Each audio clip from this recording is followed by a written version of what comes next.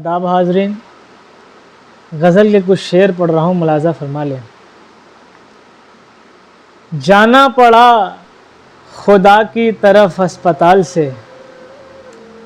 जाना पड़ा खुदा की तरफ अस्पताल से, ये लोग थक गए थे मेरी देखभाल से,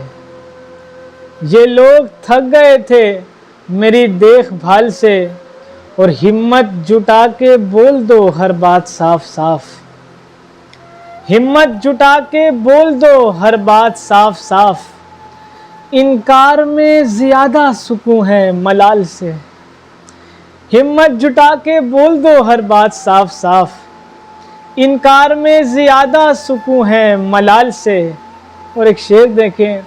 कि पैसे चुरा के हमने गरीबों में बांट कर, पैसे चुरा के हमने गरीबों में बांट कर, कारे हराम ढक दिया कारे हलाल से, पैसे चुरा के हमने गरीबों में बांट कर, कारे हराम ढक दिया कारे हलाल से, जब खुद के काम आ न सके तो पता चला, जब खुद के काम आ न सके तो पता चला, हम ख़त्म हो चुके हैं तेरे इस्तेमाल से,